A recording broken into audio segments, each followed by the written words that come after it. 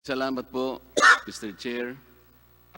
Halos maglilimang oras na po ang nakakaraan.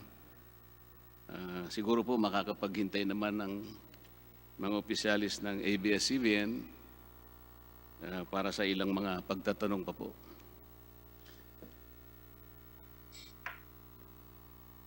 Ang PDR po kasi, Mr. Chair, pag tiningnan mo sa isang kapirasong kasulatan halimbawa, kung titingnan mo, wala namang masama dito eh. Parang sa biglang tingin mo, legal ito eh. Nananatili po kasing issue sa atin, Mr. Chair, yung mahigpit na kautusan ng ating saligang batas. Babalik na naman tayo doon. Yung pagmimay-ari, pamamahala ng isang mass media ay limitado lamang sa mga Pilipino.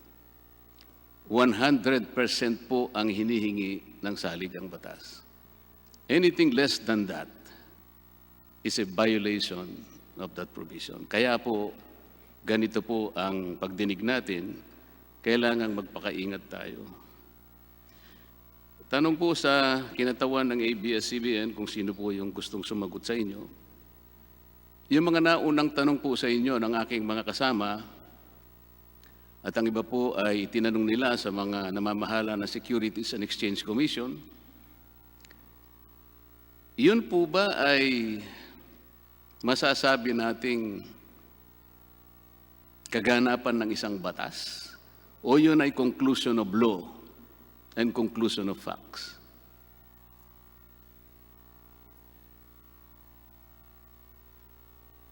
ABS-CBN.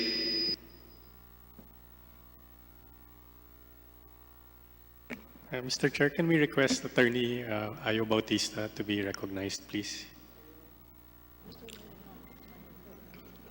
Attorney Bautista, you're now recognized. May I ask Congressman Marcoleta to repeat the question? Yun pong mga naunang pagtatanong ng mga kasama ko dito sa mga opisyalis ng ABS-CBN at ang iba po ay itinanong sa mga opisyalis ng Securities and Exchange Commission na para pong humihingi ng confirmation kung ang inyo pong mga aksyon tungkol sa mga PDRs ay naaayon sa batas. At yung iba po positibong sinabi ng SEC na walang nilalabag.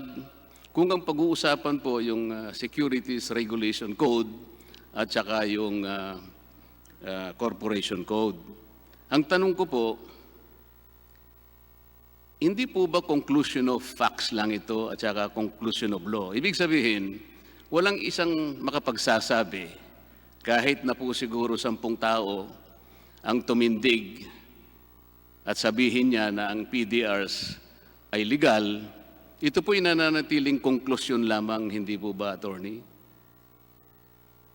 Hindi po.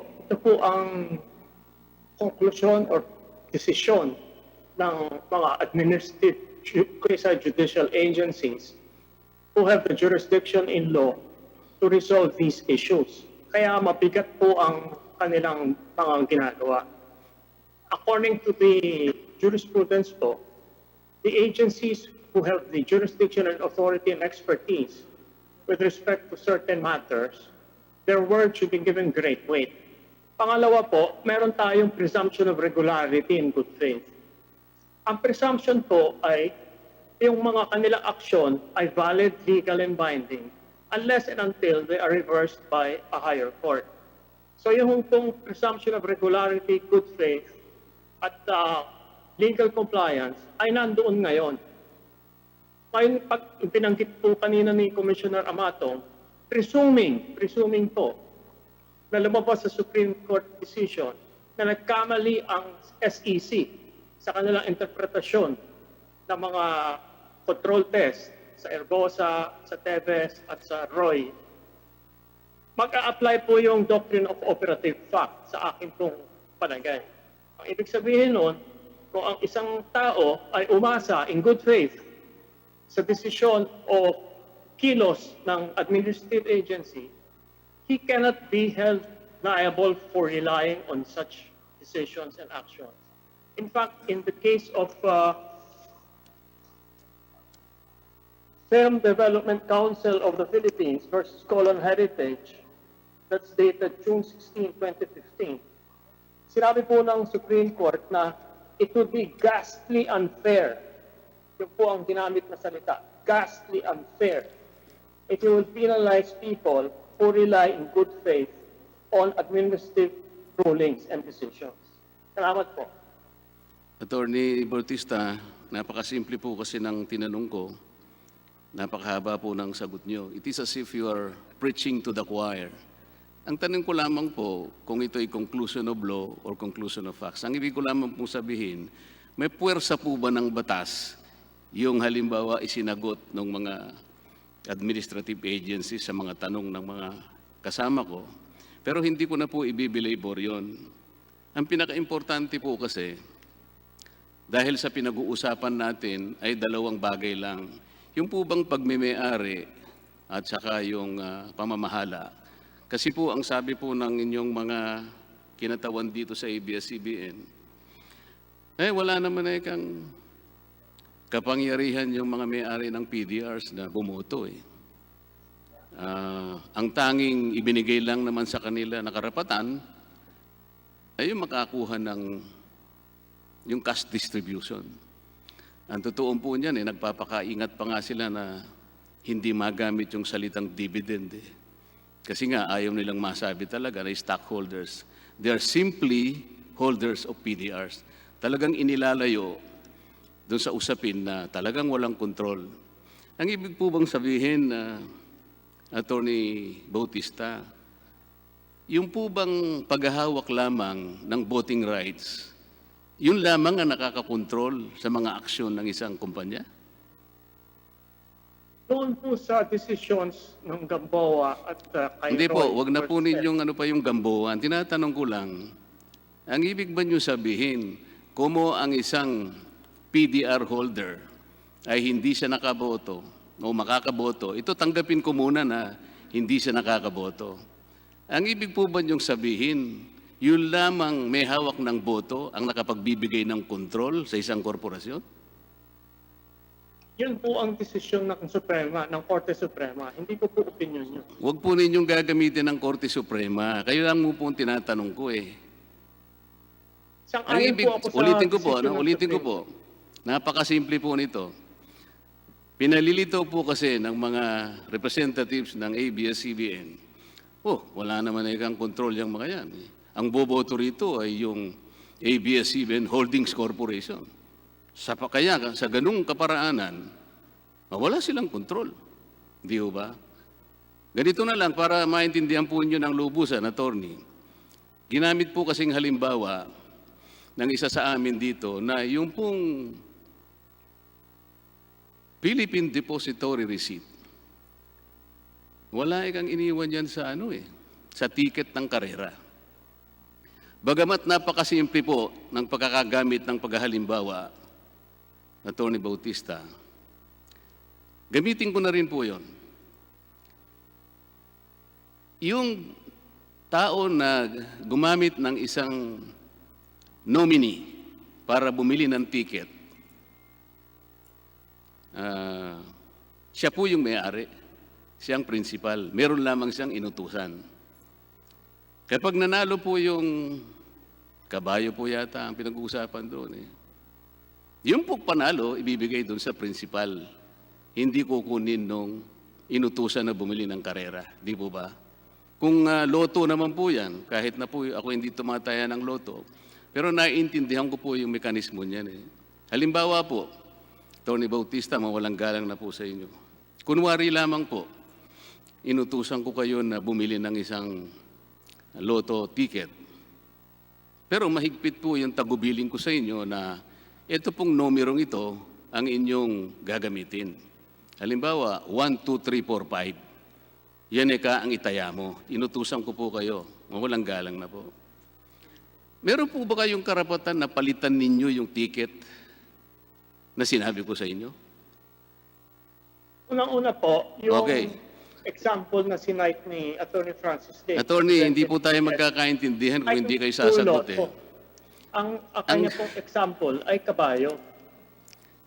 Kaya hindi po Attorney, relevant yung Attorney, binabanggit ganito ninyo po. na lotto ticket. Ang sinabi po ni Francis Lim, narinig po sa TV nung interview siya. Mr. Chair, siguro po kakailanganin ko na inyong tulong ninyo. Tayo. Excuse me, attorney. Hanggat hindi po kayo binibigyan ng pagkakataon na sumagot ni Congressman Marcoleta, maaari lang po munang hintayin niyo po na tawagin niya po yung pangalan ninyo. Maraming salamat po. Salamat po. Ang tinatanong ko lamang po sa inyo, attorney, inutusan, kunwari po, inautusan ko lang kayo. Attorney, sabi ko, pakibili mo naman ako ng ticket ng loto. Pero ito yung itataya mo. Itong numerong ito, 1, 2, 3, 4, 5. Halimbawa pong kayo yung nominee ko, kasi po dito may nominee ito eh. Pupunta po kayo doon sa pinagbibilhan ng loto, maaaring pumila pa kayo ron. Pero hindi po ninyo iibahin yung sinabi kong number. Sapagkat ako po ang may control. Ang ibig ko lamang pong sabihin dito, kahit na po ako PDR holder, ako pa rin ang may-ari ng control sapagkat kayo ay nominee lamang. Bakit ko po sinasabi ito? Nabanggit na po kanina yung napakaraming Philippine Depositary Receipts. Nag-umpisa po kayo ng September 1999. 132 million PDRs. Bago nga po magsara yung offering nung panahon na yon, yun pong Lopez Incorporated, nag-transfer po siya ng 130 million common shares ng ABS-CBN. Ganun po kasi yun eh. Tama po yung mga pinag-uusapan kanina. Ang isang PDR may katapat na isang common share ng ABS-CBN. Pwede ko bang itanong muna sa inyo, ano po ba yung nature nung paano po ba na-record yung initial issuance ng PDRs ng ABS Holdings? Paano po na-records sa libro ng ABS-CBN Holdings Corporation? 130 million ABS-CBN common shares. May I know as to how that particular issuance or transaction recorded in the books? Kaya po nung sinabi earlier, yung pong may-ari ng common shares na yon ay ABS-CBN Holdings. So, Alam ko po yun, attorney. Ang sinasabi ko, paano na-record yun? Equity or income? Shares po yun eh. Hindi po. Alam ko nga po yun. Pero ang isa pong PDR ay katapat ng isang share. Nag-transfer po ang Lopez Incorporated the same number of shares. 132 million PDRs corresponding or relating or underlying 132 million shares. Yung initial issuance po ng ABS Holdings Corporation, paano po na-record sa libro? Mr. Chairman. So, Mr. Chairman, Yes, sino po yung... Mr. Chairman, I Yes, can answer that question. Attorney Quezon. Quezon. Mr. Chairman, noong 1999 ho, yung Lopez Inc., tinransfer ho yung shares to ABS Holdings Corporation. Pagka-record ho noon ay asset ng ABS Holdings Corporation. Asset po. Yes.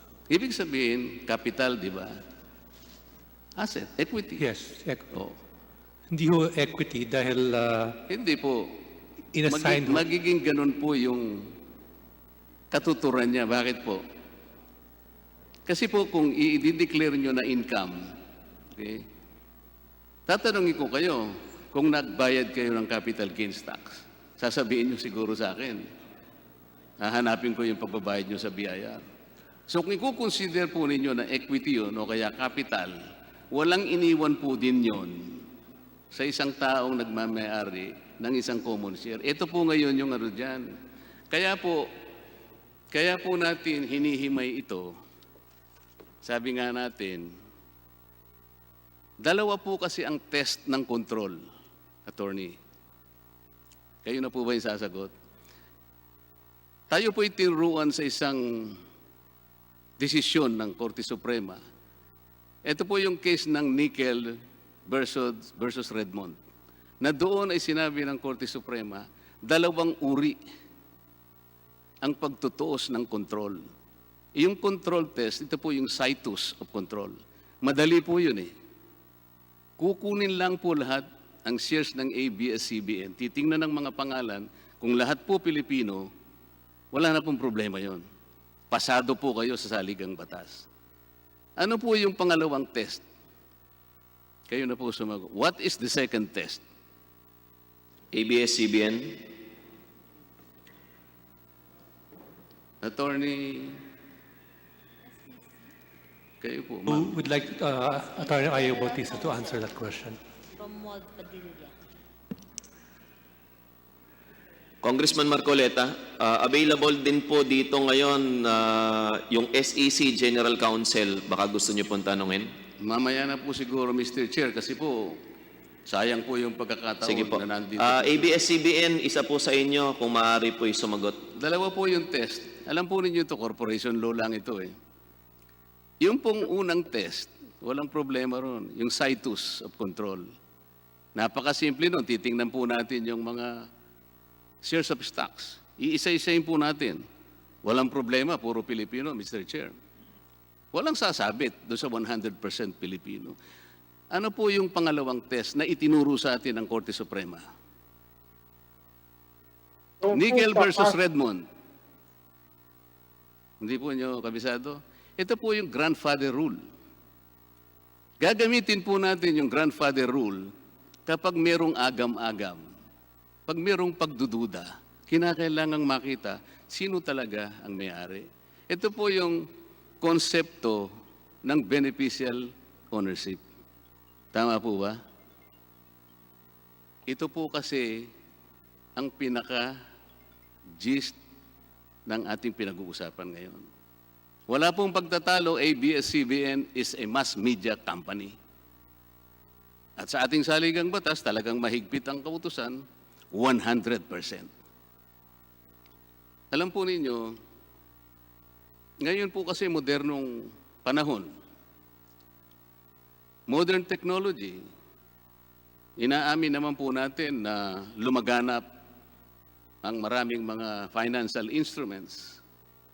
PDRs, I would admit, are innovative, creative financial instruments, kagaya po ng inyong unang pangungusap kanina, that probably suit the desires and needs, the peculiar needs of several investors. Ang nagiging problema po, kasi ganito, nung ang ating saligang batas ay na-ratify, 1978 pa po yun eh. Wala pa pong masyadong PDRs, hindi pa pong masyadong kilala. It's too far away from our time. Kayo nga po ang nagsabi kanina na kayo po ang nagpauso nito eh. Hindi po dahil sa creative ito or very innovative, hindi na kailangan nating suriin. Kasi nga mahigpit po yung tuntunin ng saligang batas. Kinakailangan merong pamantayan kung talagang ito ay hindi nakaka-circumvent ang saligang batas. Ang PDR po sa kanyang unang tingin, walang masama doon. Lalong-lalo na po doon sa mga korporasyon na hindi naman hinihingi yung 100%. Meron po kasing korporasyon, attorney, 60-40. So, meron tayong allowance sa mga banyaga, 40%. Sa advertising naman, 70%. Ganun po eh. Wala siguro, medyo may kaluwagan po siguro kung gagamitin yung PDRs doon kasi meron namang allowance talaga sa banyaga. Kaya lang ito, nagkataon po. Ito lamang po ang provision ng saligang batas na nagtatakda na 100% dapat. Ang Kongreso po ay maingat din naman dito. So, ano po yung beneficial ownership? Nagkaroon po kasi ng pagkakataon na ma-define po yung kung ano ibig sabihin ng beneficial ownership. Nakatara po sa Section 3.12, 2015 IRR of the Securities Regulation Code, Republic Act 8799. Babasahin ko po, Mr. Chair. Beneficial owner or beneficial ownership means any person who directly or indirectly through any contract, arrangement, undertaking, relationship, or otherwise has or shares voting power, which includes the power to vote or direct the voting of such security or direct the disposition of such security. Hindi po totoo yung mga pahayag na na wala sa kanya yung karapatang bumoto ay nawawala na siya ng kapangyarihan. Ang beneficial owner po, nakapag-didirect siya, nakapag-i-influence siya kung paano iboto yung underlying share. Ito po ay nasa batas. Ngayon po, ang sabi natin kanina, hindi naman namin binibigyan ng karapatang bumoto. Kaya po ang tanong ko kanina kay Attorney Bautista, yun lamang po bang karapatang bumoto ang kumukontrol? Hindi po. Hindi po. Bigyan ko po kayo ng halimbawa. Halimbawa po yung PDRs natin.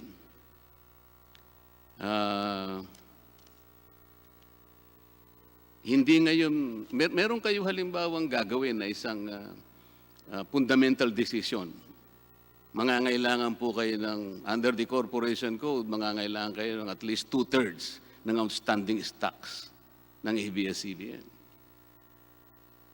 Kung nagkataon po yung mga PDR sa limbawa, bigla ngayong nag-exercise ng right to dispose yung may-ari nito. Pero wala namang gustong bumili. Nangyayari po yan. Madidelay po ngayon yan. What will happen to the fundamental decision that should be undertaken by the corporation? Mababalam po yun.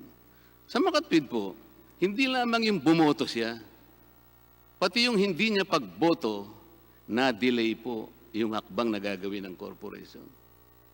Ang dami po, binanggit po ninyo yung Roy case. Sinabi po doon, alam naman niyo yun, binasa na rin niyo siguro kahit pagbalik-balik ka rin natin yun eh. Hindi lamang po yung may-ari ng voting power ang makapag-i-impluensya at makapagkokontrol. Ano pong sabi doon? There are corporate control enhancing mechanisms. Tawagin nga po nila yan, proportionality limiting measures. Nandyan po sa batas yun. Ang isang example po ng corporate control enhancing mechanism, ito nga po yung PDRs. Paano po? Ito, aaminin niyo po siguro. Meron po kayong ganito po, para malaman ng mga kababayan natin. Ang dalawa pong may-ari, malalaking stockholders na may-ari ng ABS-CBN Corporation, Lopez Incorporated. At saka yung PCD Company Nominee. Tama po ba yun? Ito po kasi ay dokumentong ibinigay nyo sa Secretariat ng komite na gumagabay sa atin ngayon. Tama po ba yun? There are two major stockholders. ABS-CBN, please answer. Hindi po pwede yung tatango lang po. Please answer po. Tama po yun. Tama po. Ang Lopez Incorporated, siya rin po ang may-ari ng ABS-CBN Holdings Corporation. Tama po ba? Lopez Inc. owns 60% of ABS Holdings Corporation. Ulitin po ninyo. Lopez Pakiulit Inc. po. owns 60% of ABS Holdings Corporation. Yung Lopez Inc. ano po? Oo. Yung 10% naman po, yung pag-aari ni Mr. Gabby Lopez, tama po? Siya po ang treasurer at member of the board. Opo, tama po yan. 30%, hawak po ni Ginoong Oscar Lopez, Manuel Lopez, at saka Salvador Tirona. That's correct, sir. Okay. Sa makatwid po, ang majority ownership ay nasa Lopez Incorporated ng ABS-CBN Holdings Corporation. Nagkataon po, sila pa rin ang may-ari ng ABS-CBN Corporation. Tama po ba? That's correct. Okay. Isa po sa malaking may-ari ay yung PCD company nominee. Pero doon po, sa ibinigay po ninyong mga dokumento sa aming secretariat, nakalagay lamang PCD company nominee. Pagkatapos, ang nakikita namin, majority Pilipino. Ay, ibig sabihin pa lang, doon pa lang, inaamin nyo na merong kasangkot na hindi Pilipino kasi majority Pilipino lang. Tingnan po ninyo yung dokumento. Dapat siguro nilagay nyo doon, majority foreigner. Bakit po? Kung titingnan po natin yung mga inisyo ninyong mga PDRs, sinabi na po kanina ni DS Hernandez kanina, ang top notcher po foreign 198 million PDRs, representing about 61%. Ang susunod po, dalawa po kasi yung PCD company nominee, kaya po, yung pong dokumento ninyo nakalilito Isa pong PCD company nominee, foreign. Ito po ang kanyang representation, 61%. Yung pong PCD company, Pilipino, 36%. Paano po? Siguro po itanong ko sa inyo, sino po yung security agent holding the pledge of shares to secure the delivery upon exercise of the PDR hold? Sino po ba yung security agent ng mga PDRs na foreign? Yung Philippine Deposit Trust Corporation. Ayun. Kung gagamitin po natin yung halimbawa, siya po yung inutusan na bumili ng loto. Kasi siya po yung may hawak nun Tama po ba? Tama po, di ba? Nominee lang po siya Ang principal po yung may-ari ng PDRs. Tama po. Kayo naman, napakasimple naman po ng... Ulitin ko po, dalawa po yung PCD company nominee. Isang foreign, isang Pilipino. Doon po sa mga dokumentong pinadala nyo sa amin, isa po siya sa umahawak na pagmeme-ari ng ABS-CBN Corporation. Ito po yung broadcasting. Sino po yung agent? Ang sabi nyo, Philippine Central Depository. So, siya po yung nominee. Kagaya po ng paghalimbawa kanina, para po maintindihan ng ating mga kababayan, siya po yung bumili ng ticket ng loto. Pero po yung holder, ang sabi niya, ito po yung number, ito yung number na itataya mo, 1, 2, 3, 4, 5. Ang merong control po noon, yung may hawak ng holder ng PDR. Sa makatwid, kahit siya po'y PDR holder lang, makapagdidikta po siya doon sa PCD nominee, nagkataon pong hawak po ng Philippine Central Depository. Ito pong mga tanong na ito, napakasimple naman po Nagbibigay po kasi ng agam-agam, babalik na naman po ako sa issue, talaga bang nagagamit ba natin ang PDRs para lusutan natin ang saligang batas? Sa totoo po, yung mga testimonya po ng Securities and Exchange Commission, kaya po yung pauna kong tanong kanina, attorney, hindi ba parang mga conclusion of facts lang yan? Ang tanging makapagsasabi lang kasi, kung sino talagang nagsasabi ng totoo, katapus-tapusan, ang Korte Suprema. Kami po dito, inihahayag lang namin, ang pangamba namin, baka nagagamit po ninyo para i-circumvent ang Constitution. Ang totoo po nito, kung susuriin po natin yung PDR instrument na binigay nyo sa amin, andito po, nagbigay kayo Ito po. Yung kopya ko pa nga po, sabi ko sa inyo, napakalabo pero pinagdagan ko pong basahin. Ano po ang magdidikta kung may control ang PDRs? Yung pong binigay ninyong karapatan na nandito sa instrument. Alam po ninyo kung ilan ang binigay ninyong karapatan sa may hawak ng instrument? Napakarami po, alam po ninyo ito. Number 1, the right to delivery. Ano po bang ibig sabihin ng the right to delivery, attorney? Kung mamarapatin niyo po, pwede po ba akong sumagot? Opo, kung sino mo pong gustong sumagot sa Okay. inyo. Yung right to delivery po, ang ibig pong sabihin nun, kung ayaw nyo na pong hawakan ng PDR at kayo ay Pilipino, pwede pong ilipat sa inyo yung shares ng ABS-CBN Broadcasting Company. Kasi kasama po yun ng mga binili nyo. Meron po kayong deposit kung gusto nyong i-exercise kasi hindi naman po kayo pwedeng pilitin na maghawak ng PDRs hanggang sa huli. Kung gusto nyo hong i-convert yun into shares, then i-deliver po sa inyo yung ABS-CBN common shares. Dalawang bagay po kasi yun, attorney. Kung Pilipino po, kaya niyang hawakan. Kung Opo. hindi po siya Pilipino, hindi niyo ibibigay sa kanya sapagkat isa sa kondisyon ng PDR. Tama po yun. Pero Kaya ang po- hindi po ninyo niliwanag, yun pong foreign holder, meron siyang karapatan na mag-designate ng Filipino person. Tama po? Wala pong ganun sa aming PDR instrument. Kung siya po ay banyaga, ang kanya pong right is ipabenta yung shares para ang matatanggap lang niya ay yung proceeds ng shares. Cash po ang kanyang matatanggap. At kung pwede pong sumagot dun sa una niyong tanong, Sandali po. yeah, dalawa po yung listahan ng mga na sinubmit. Sandali po.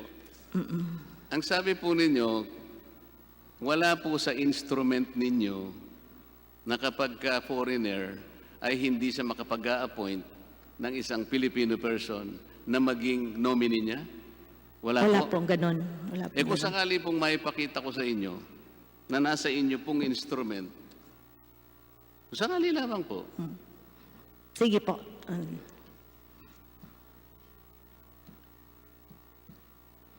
ito po yung ano po sa item, nagbigay po kasi kayo ng isang sample ng PDR instrument. Siguro kabisado naman po ninyo. Ako, ngayon ko lang po nakita. May I draw your attention under item 2.3. Ang subject po nito, form, title, transfer, and certificate. Ano po ang sinasabi rito? Lulundag na po ako dun sa pinag-uusapan. Sabi niya,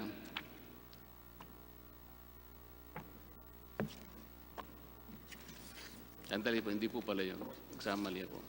Dito po sa page 29 po, nung prospectus ninyo accompanying the statement. Ano po?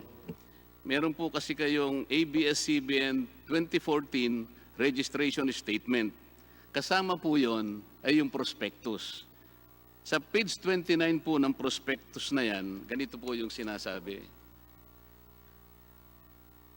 Each PDR is exercisable upon payment of the exercise price of 10 centavos and will entitle the PDR holder as permitted by Philippine law to either delivery of, ayun po, or sale of the payment of proceeds from the sale of one share. Of the issue price, 43.125 shall be treated as a deposit and shall apply towards payment of the relevant share upon exercise of the PDRs. Ito po yung kasunod. Delivery of shares to non-Philippine person is not permitted. Therefore, on exercise of the PDR, the underlying shares will be delivered only to the Philippine persons designated by the holder or otherwise sold on its behalf in the open market. Binigyan po niyo siya ng kapangyarihan na mag-designate ng non-Philippine ng Philippine person. Pag sinabi mo pong Philippine person, attorney, pwedeng individual, pwedeng corporation. Bakit ngayon tatalikuran ninyo na sinasabi ninyo wala siyang karapatang mag-designate? Ito po yung napakalaking kapangyarihan na binigay nyo sa kanya. Magiging isang instrumento po ito para i-circumvent ang saligang batas sa dami po ng kapangyarihang binigay ninyo. Kung babasahin po ninyo itong instrument na binigay nyo, ang title nga po nito ito po, Philippine Deposit Receipt Instrument, ABS-CBN Holdings Corporation. Dito pa nga po, may karapatan po yung holder. Mr. Chair, naririnig po ninyo? Siguro po mamaya na po kayo Hindi po. mag-confer ng note. Para po, Pagpaumanhin niyo po. ganito po.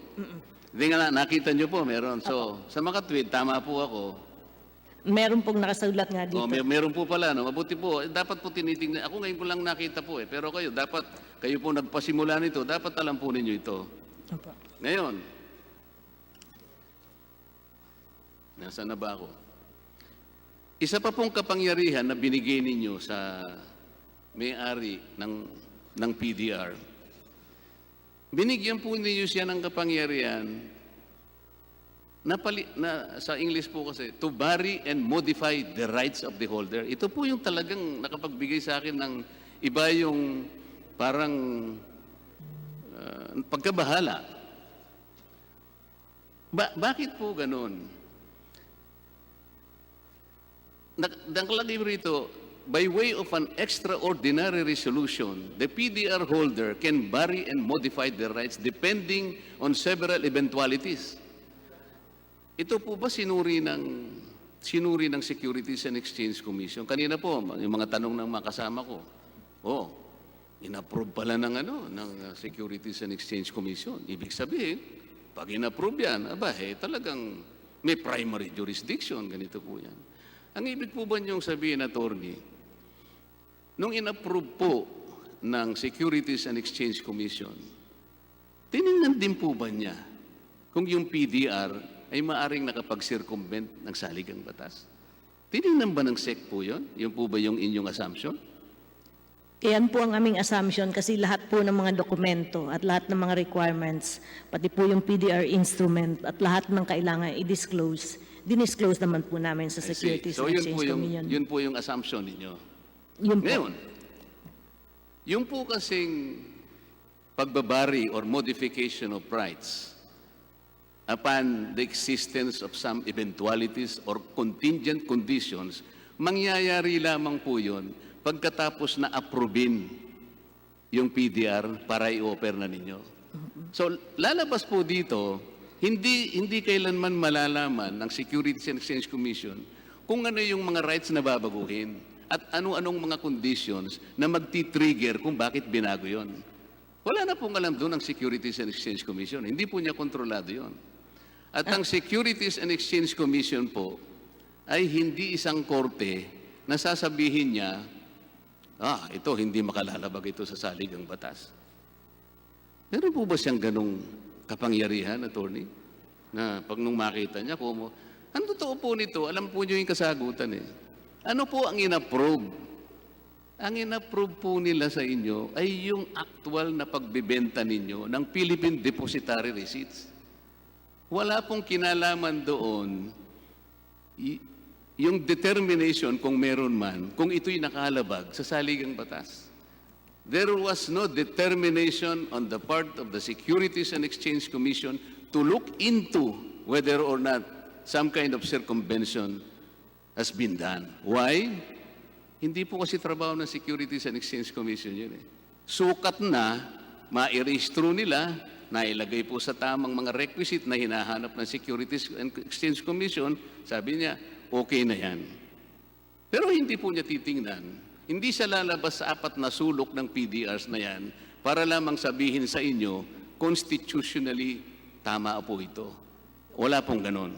Ang totoo po niyan, attorney, kung halimbawa naniniwala kayo sa assumption ninyo na tama lahat ito, nakita lahat ng Securities and Exchange Commission.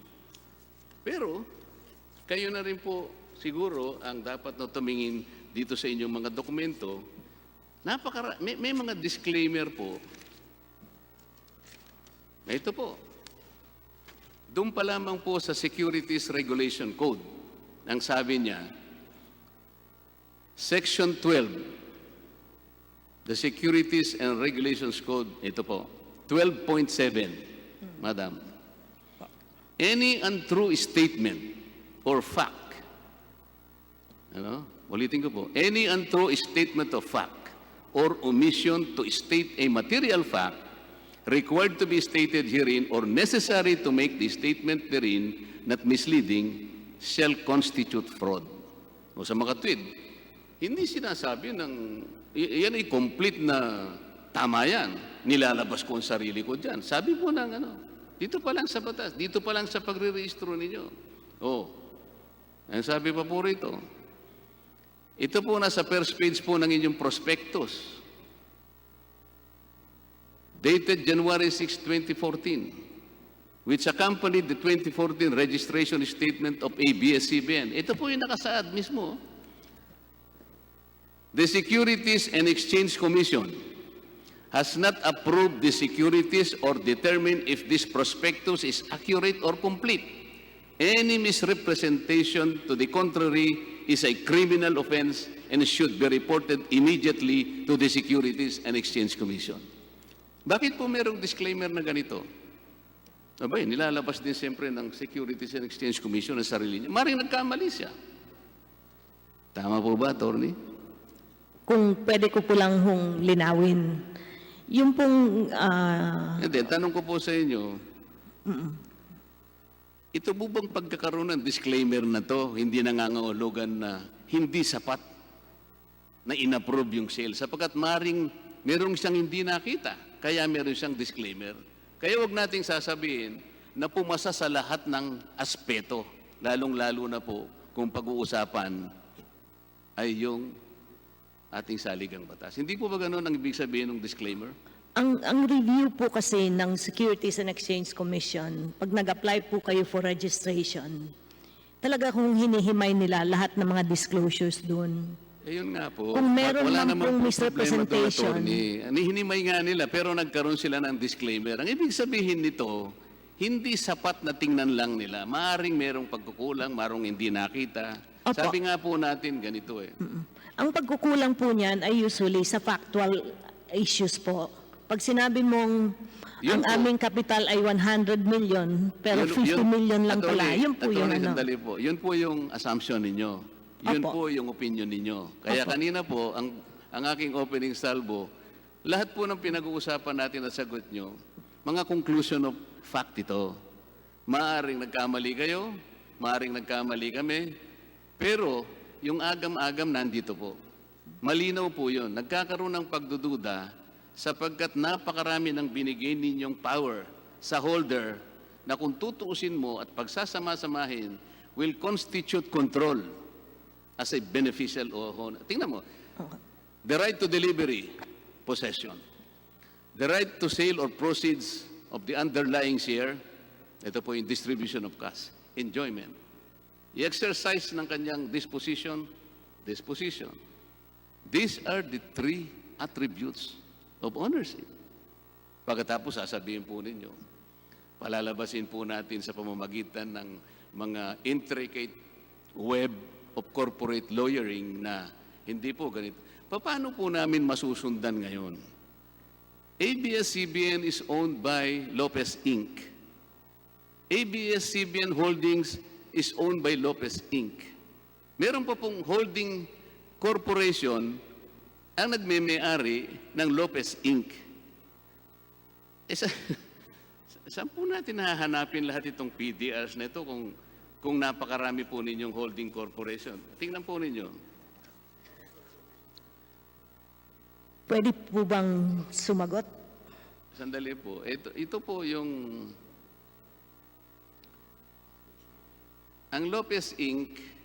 ngayon ay pag-aari na naman ng isang holding companies of Mr. Eugenio Lopez Jr., Oscar M. Lopez, Manuel Lopez, Presentacion Lopez, Sinakis.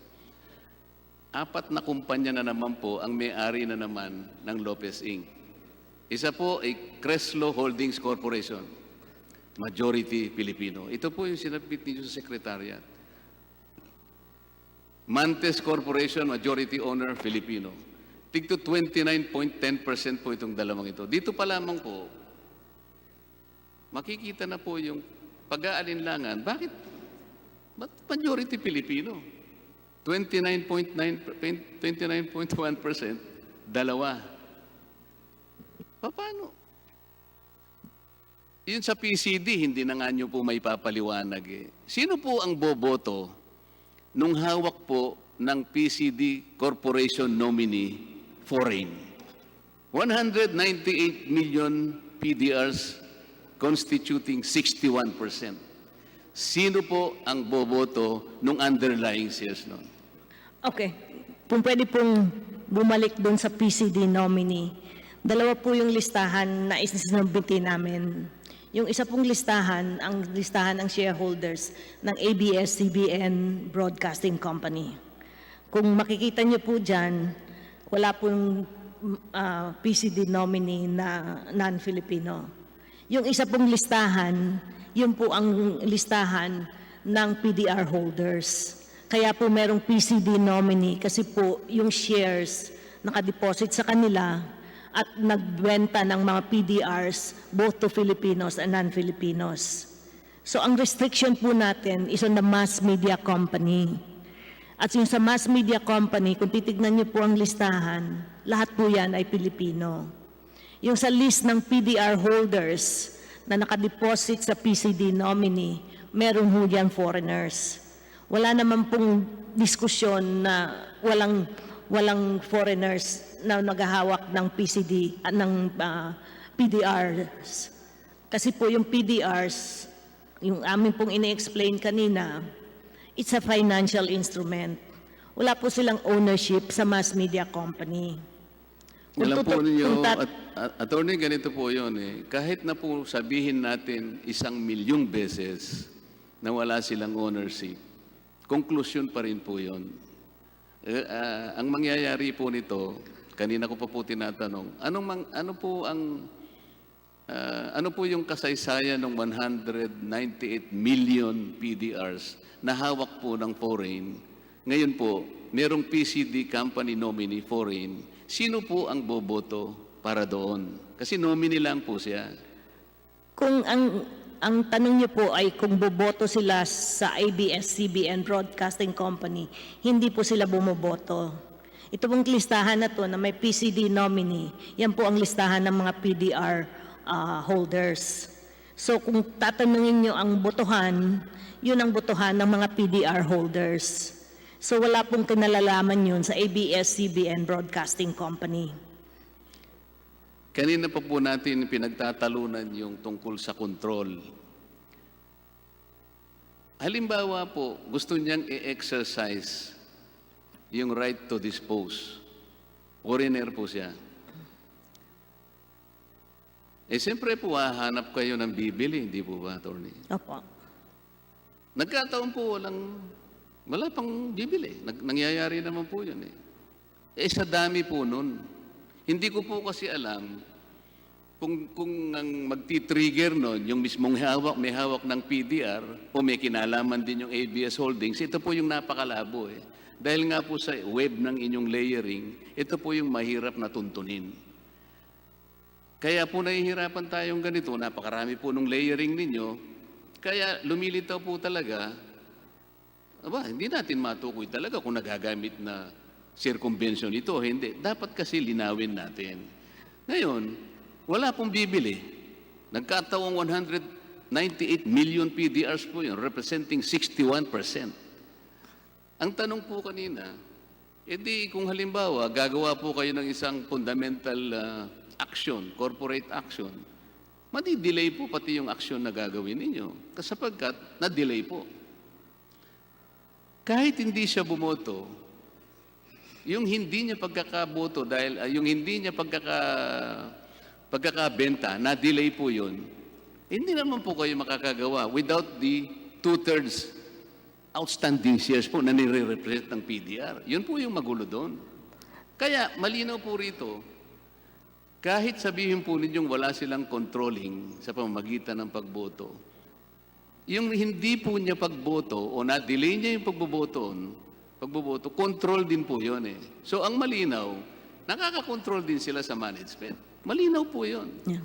With due respect po, Your Honor, yung hindi po pagboto ay karapatan din po ng shareholder. Tama po yun. Tama po yun. Pero ang sinasabi natin, na-delay po yung action ng nagagawin under, for example, I'm referring to Section 6 of the Corporation Code. Tama po yun? Yeah. Na-delay ngayon ng sabihin nating 3 buwan. Hindi nyo nagawa yung dapat ninyong gawin. Hindi po ba nakontrol niya? Nakontrol niya. Kasi maaring, ito po yung medyo mahirap po. Ang tinatanong ko kanina, sino po yung security agent? Sabi po ninyo, yung PCD. Sila po ang security Philippine agent Central ng Depository. PDRs. Oh. Sila po yung may hawak ng pledge of Opo. shares, di ba? Para ma-secure po yung delivery upon the Opo. exercise, di ba? Ano po yung nature at saka extent ng obligasyon ng security agent? Yung security agent po ay siya lang naghahawak ng shares na underlying the PDRs. Ang ibig po ninyong pagbibenta sabihin, ang ibig niyo sabihin, walang impluensya po yung may hawak nun? Wala po kasi wala man po silang karapatan na mag-influensya. Sila lang po yung nagkustodiya ng mga shares of stock para din ho protektahan naman ang PDR holders. Kasi kung yung shares naman madi-dissipate, mawawalan po din ng rights ang mga PDR holders. Sa Congressman, lamang po yun, Deputy Atty. Speaker nangyayari. Marcoleta, pwede po bang ibigay nyo na po ang inyong huling katanungan para po mapagbigyan ng daan yung linya po ng pagtatanong ng susunod natin na magtatanong na si Congressman PD Barsaga. Sabi po ni Congressman PD, bibigay po niya sa akin yung panahon niya. Umiiling po si Congressman Barsaga. Well, I have been waiting for so long. So I will be waiting for the moment that my time will come. Although I was here as early as 12:30. Sige po, huling katanungan po, Congressman Marcoleta. Mr. Chair, hindi po ako matatapos siguro kahit nabigyan. Siguro po mga 15 minutes po baka kaya ko pong tapusin.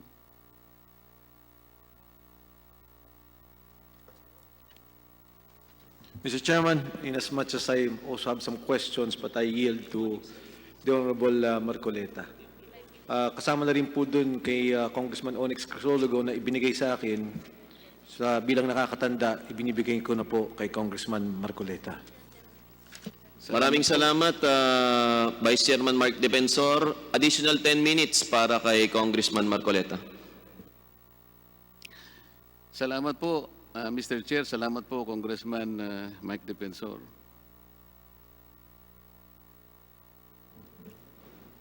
Pwede po bang para po madali, magsalita?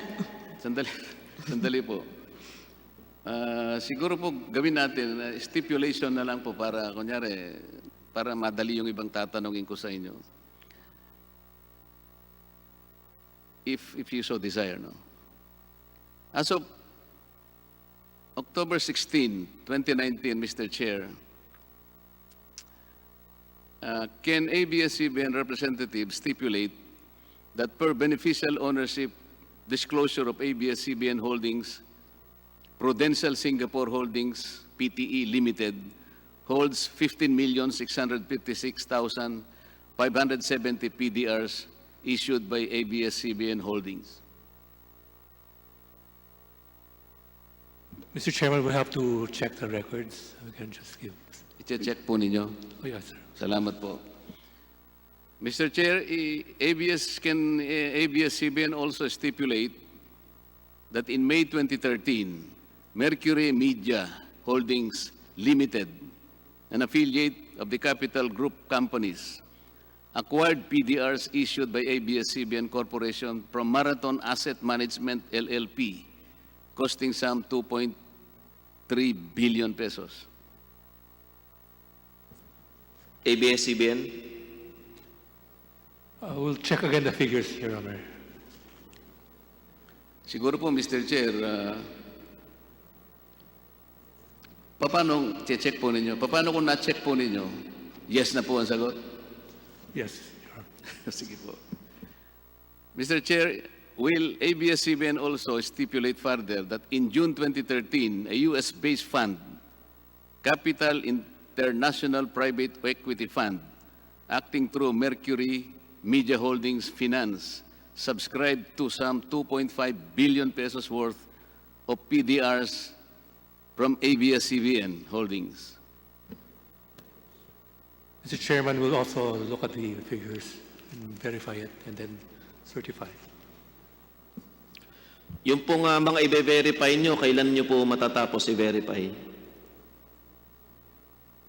Can you verify it today?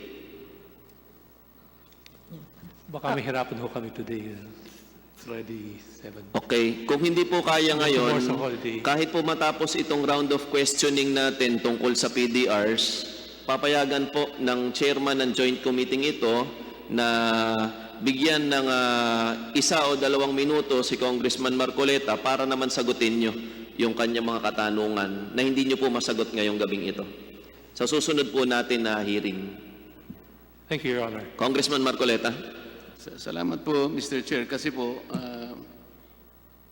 mawalang galang na po sa ABS-CBN. Kung hindi po ako nagkakamali, about 3 weeks ago, I asked them to submit alpha lists. Kung naalala po ninyo, yung contribution nila sa SSS, contribution sa Pag-ibig Fund, contribution sa employment compensation, contribution sa home development o itong Pag-ibig Fund, contribution sa PhilHealth. Pwede ko po bang malaman kung ito po ay nasubmit na, Mr. Chair? Congressman Marcoleta, hindi pa po na-submit ng Ito nga po eh. ABS-CBN ang mga documents na ni-request natin at pwede po kayong mag-motion na pasabina na natin yung mga documents natin na yun. Pwede po nating gawin yun, pwede rin nating hindi gawin sapagkat alam naman natin kung talagang katotohanan po yung kanilang gustong malaman. Dahil sa palagi po nilang sinasabi na 11,000 ang kanilang mga regular employees, yun lamang po kasi ang makapagpapatunay kung sino talagang nagsasabi ng totoo, kung 11,000 o hindi 11,000. 3 linggo na po kasi yun, Mr. Chair. Sa makatwid, kung makakakuha tayo ng commitment sa kanila, napakadali naman po nun. Maaari po ba naming mahingi po ang commitment ng ABS-CBN? Po, Mr. Chair, we commit po to submit all the requested documents before the next hearing po. Sige po. Inaasahan po namin yung submission po na yan at dahil po hindi nyo rin po na-submit at hindi rin masagot, papabayaan po ng chairman ng joint committee ito na muling itanong ni Congressman Marcoleta yung kanyang katanungan ngayong gabi. Maikling-maikli lang po, Congressman Marcoleta, sa susunod po na hearing natin, kahit po ibang issue na po yung pag-uusapan natin. Congressman Marcoleta. Salamat po. Sinasabi po ninyo kasi na palaging walang control. Hindi naman kami nagbenta, hindi namin binigay ang ownership sa mga foreign holders ng mga PDRs. Pero kung tutuntunin po kasi yung mga dokumento nyo, halimbawa ito pong ABS-CBN Holdings Beneficial Ownership Disclosure, dated October 28, 2019. Ito po yung admission ninyo eh. The PDRs unlock the share value of ABS-CBN Corporation, allowing foreigners to participate. Sarili po ninyong disclosure ito eh. Ulitin ko po. The PDRs unlock the share value of ABS-CBN Corporation, allowing foreigners to participate in a media enterprise whose ownership is constitutionally limited to Filipinos. Kayo na po nag-admit ito. Hindi ko naman po salita ito. Kinuha ko lang po dito sa... Ito, kayo po may papel nito eh. Paano hindi... Nandun po yung pagdududa. Nandito po yung agam-agam. Hindi ko po sinasabing ako po yung tama. Wala pa pong makapagsasabi nito sapagkat sa tamang panahon po ito, maring dumating po sa Korte Suprema, sila po ang may final say dito. So, isa-isa po pinakikita ko sa inyo, inarmasan po ninyo yung PDR ng napakaraming kapangyarihan na kung saan manggagaling po yung kontrol eh. Hindi ko naman po kayo masisi. Siguro wala naman pong bibili na PDR sa inyo kung hindi naman sila bibigyan ng ganitong mga karapatan. Ganun din po yun eh. Ginamit po niyo yung PDR para tumaas po yung share. Ang problema, it will also achieve the twin evil na, you are allowing also the foreigners to participate in a media enterprise whose ownership is constitutionally limited to Filipinos. Kayo po nagsabi nito, hindi po ako. Ganito po, Mr. Chair. Ang ano po kasi, ang ABS-CBN is a publicly listed corporation. Tama po yun, attorney, di ba? Tama po. Kapag publicly listed company, nakapagbebenta po kayo ng mga shares sa ating mga kababayan. Tama naman po yun, di ba? Tama po. Ito naman po ay isang legal na pasilidad na ipinagkakalob ng batas. Kung sana po, naging yun na lamang sana yung ating paraan. Ang nangyari po kasi, bigla ngayong in-introduce nyo yung PDRs. Naintindihan ko na po because we should be able to take advantage of modern technology.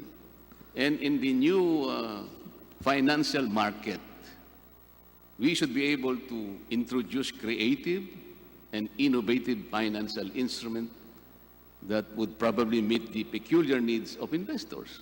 Talaga pong ganun eh. Pero sabi ko nga sa inyo, kung hindi po sana kayo mass media company na ang tuntunin ay napakahigpit, halimbawa po, si Congressman Michael Defensor, meron po siyang napakalaking kumpanya na nagtitinda ng taho. Ano po yun, 60-40 ang ano dyan. Talagang papayagan po yung pagmimay-ari ng PDR. Kahit mag-issue po siya ng PDR, hindi ko na po siya kukwestiyonin. Malayo ko na po siyang questionin siguro, ma'am. Kasi meron po talagang porsyento na inilalaan ng batas.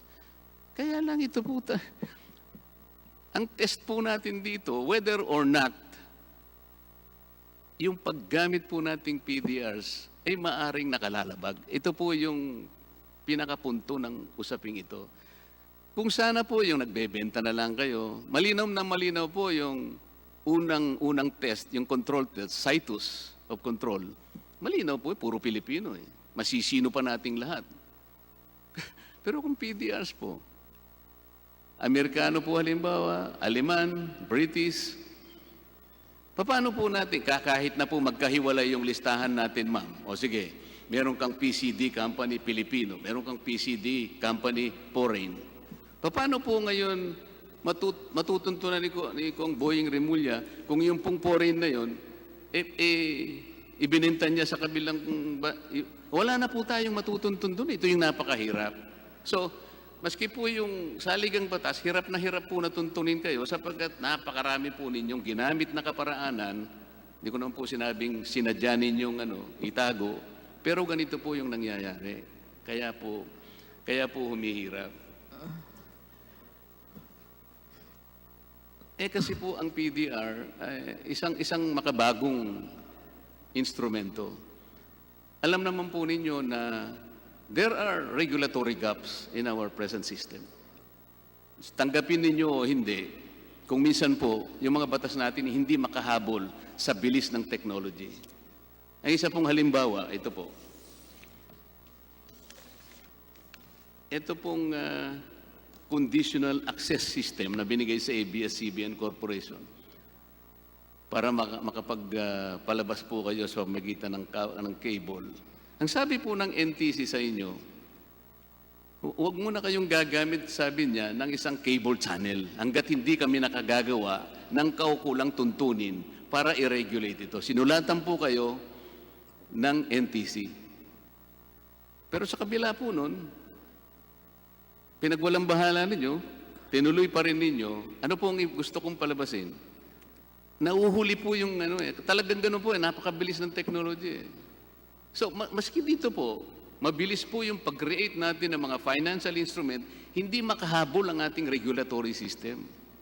Yun po yung nagiging dahilan, kaya nagkakaroon kami ng pananaw na nagagamit po ninyo ang PDRs sa paraan na nababiolate po ninyo ang ating saligang batas.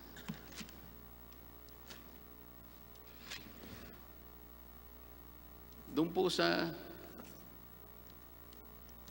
yung pong kapangyarihan ng isang PDR holder sa delivery or sale, nakalagay din po sa, hindi lang isang dokumento po ang ginagamit ko, sarili po ninyo ito. Tingnan po ninyo yung ABS-CBN Corporation na nakalagay po ito. Doon sa certificate po.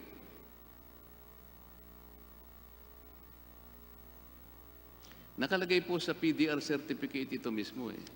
This certifies that blank blank blank is are registered holders of the Philippine deposit receipts contained herein and is are entitled upon the payment of the exercise price of 10 centavos per share or such amount as may be adjusted herein in accordance with the terms of the PDR instrument to the delivery or sale of one existing share of stock of ABS-CBN Broadcasting Corporation for every one PDR held.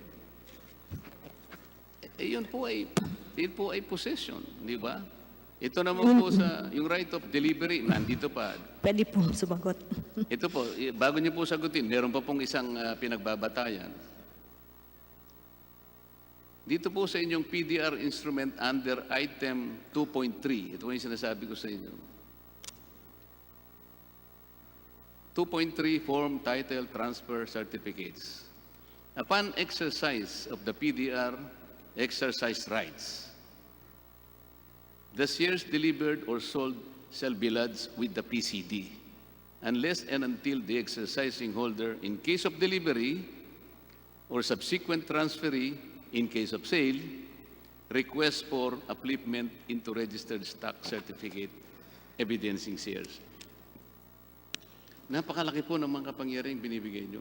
Paano po ninyo ipaliliwanag yung binigay nyong kapangyarihan na pagkatapos po ninyong maibenta yung share, binigyan nyo ng karapatan yung holder na baguhin yung karapatan na nakasaad doon sa pamagitan lang ng isang extraordinary resolution? Nandito po eh. Kung mamarapatin niyo po, yung pong extraordinary resolution na yon ay hindi po extraordinary resolution ng ABS-CBN Broadcasting Company. Yun po ay extraordinary resolution ng mga PDR holders. Kasi po, yung in-explain namin kanina, yung relationship ng PDR holders at ABS-CBN Holdings Company ay contractual po. So alam niyo naman po na pagkontrata, both parties can agree to change the terms on the basis of contract. Wala pong pakialam doon ng ABS-CBN Broadcasting Company. At yung mga nasa PCD nominee po na nasa kustodiya nila dahil sila ang mga underlying shares ng PDRs, ang bumoboto po niyan ay ABS-CBN Holdings Corporation, hindi po PDR holders.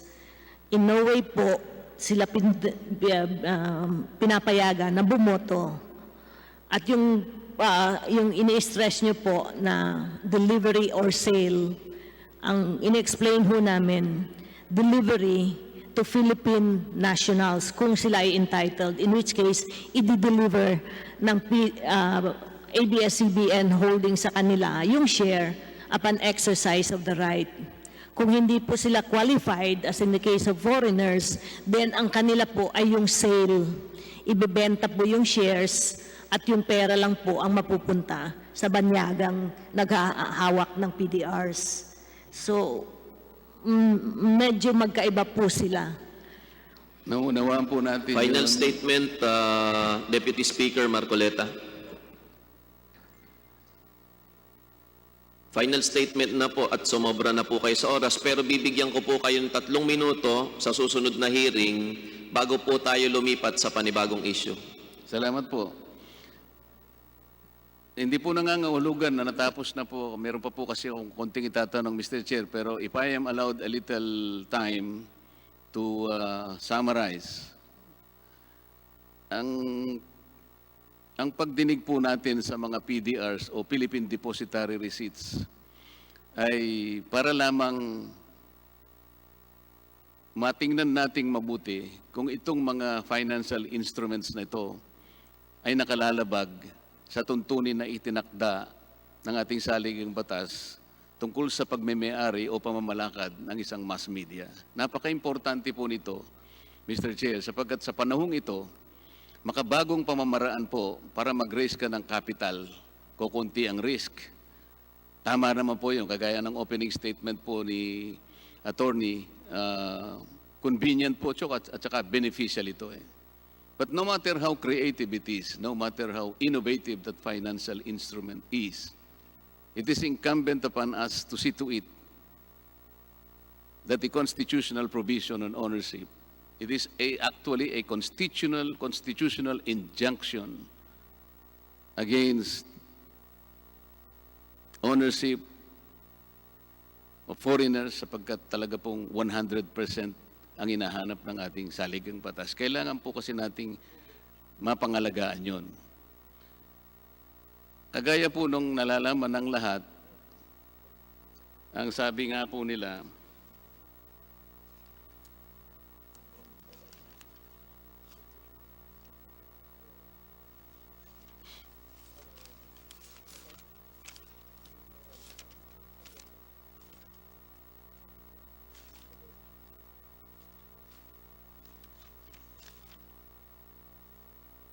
meron po kasing prinsipyo sa batas, Mr. Chair. Alam naman po siguro ng mga abogado ng ABS-CBN, meron tayong Latin maxim on this particular subject matter na maaari natin gamitin. Cuando aliquid, sabi niya, ex prohibitor ex directa, prohibitor as per aliquum. Sa English po, sabi nila, what cannot be legally done directly shall not be done indirectly. Sa Tagalog po, Mr. Chair, kayo naman po ay taga Bulacan. Pagpasensyahin nyo na po yung Tagalog ko, pero ililiwat ko po sa Tagalog, alang-alang po sa ating mga kababayan. Ang hindi mo magagawang,